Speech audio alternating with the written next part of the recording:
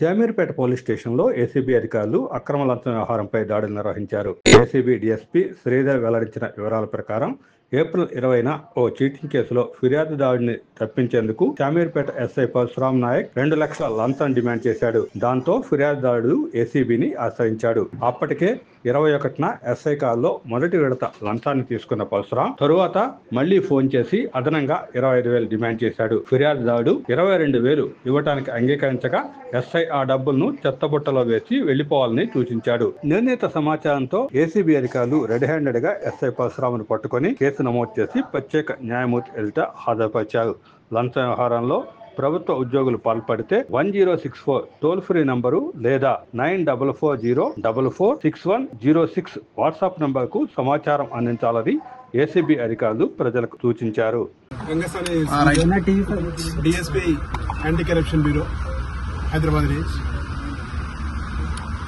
Actually 23వ తారీఖు నాడు మా దగ్గరికి ఒక కంప్లైంట్ బాధితుడు వచ్చి కంప్లైంట్ చేశాడు.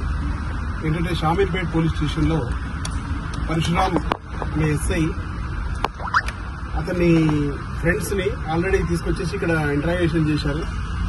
ఒక misappropriation criminal breach of trust cheating కేసులో ఆయిల్ అనేది మిస్అప్రాప్రియేషన్ చేశారని చెప్పి ట్రావెలింగ్లో ఉన్నప్పుడు అతను తీసుకొచ్చి ఇక్కడ ఇంటరాగేషన్ చేశారు. చేసి ఇతను ఆయిల్ కొన్నాడని చెప్పేసి ఇతని ఫ్రెండ్స్ కొన్నారని చెప్పేసి ఇతన్ని ఆ కేసులో ఇన్వాల్వ్ చేస్తామని చెప్పేసి 20వ తారీఖు నాడు ఇక్కడికి పట్టుకొచ్చారు.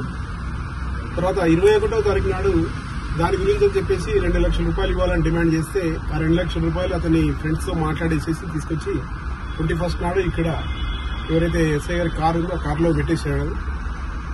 ఆ 2 లక్షలలో మళ్ళీ కొంత అమౌంట్ తక్కువ వచ్చింది అని చెప్పేసి మళ్ళీ పిలిపించేసి అడిగి ఆ తర్వాత ఇంకా 20,000 రూపాయలు అధికంగా బ్రైబ్ కావాలని చెప్పేసి డిమాండ్ చేశాడు.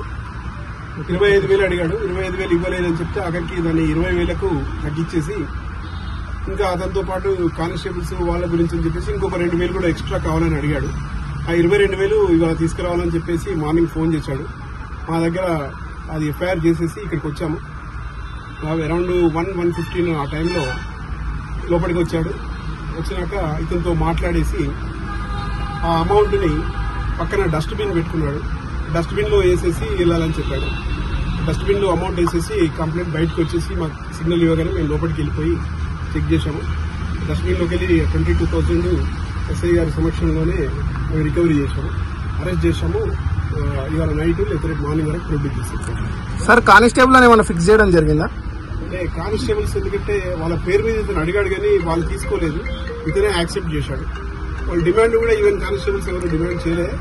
అయినా కూడా ఫర్దర్ గా ఇంకా మేము ఇక్కడ దాదాపు 10-12 అవర్స్ ఇక్కడ ప్రాసెస్ ఉంటుంది. అందరూ ఇంటరాగేషన్ చేస్తున్నాం. ఇంకా ఆయిల్ కేపీహెచ్బి నుంచి విచారణలో ఎస్ఐ గారు వేరే అధికారుల పేర్లు ఎవరైనా చెప్పారు? లేదు, ఇంకా ఇప్పటికు మేము కంటిన్యూ చేస్తున్నాం ఇంటరాగేషన్. టైం పడుతుంది.